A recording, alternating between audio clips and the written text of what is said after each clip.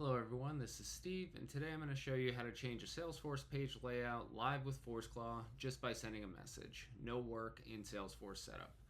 First, let me show you the layout as it is right now. This is a test record object on the details tab. As you can see, the layout is just one column, everything's stacked. The status column is up here by itself. It's very ugly, it's not what we want, so I'm going to ask ForceClaw to change it. What I want is something cleaner, a few two-column sections that group these fields by purpose. So let me hand that off to ForceClaw so I don't have to make that change myself. So I'm going to go over to Microsoft Teams. Since this is Teams and it's one long thread, I have to prefix my message with new when I want to start a new job. And I'll tell it exactly how I want the layout organized, the sections I want, the columns, and the field order. I'm going to copy and paste my message in just so you don't have to see me make a bunch of typos and it's a little bit faster. So I'm going to say on the test object layout, I'm going to remove that test object details section, and then I'm going to create three two-column sections. We'll have company details with a left column of account, then contact, right column of CRM and SEP/chat. And then we'll have a section acquisition. The left column will be status, then acquisition date. And on the right column, we'll have description. And then we'll have the system information at the bottom, which we already have. It'll be the created date and the last modified date. And I'll say keep them in that order just for some clarity's sake.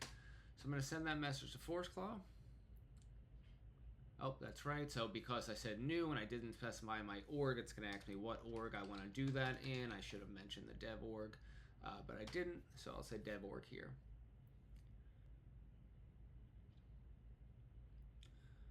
Okay.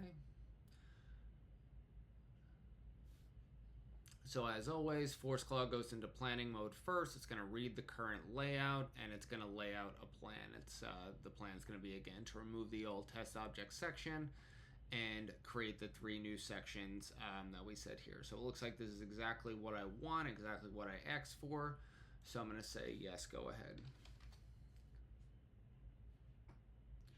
Now it's working in the background. Again, I haven't touched Salesforce at all. Behind the scenes, it's going to clear out the old section. It's going to build the new ones. It's going to place each field in the right column, exactly where we want, even the system fields, because, yeah, we mentioned those as well.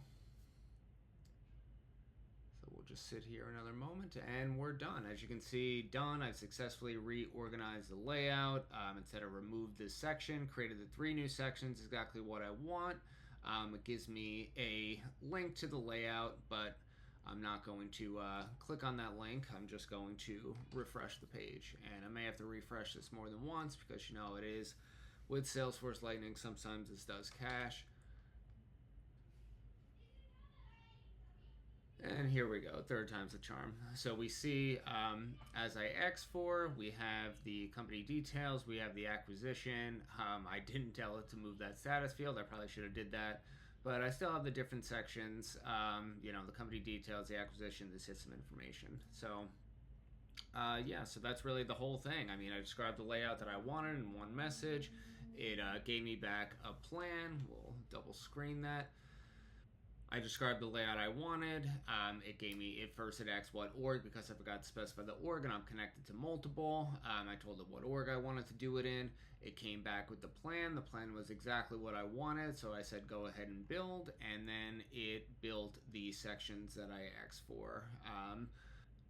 No setup, no drag and drop, not much time taken on my end, which is a testament to the power of ForceClaw.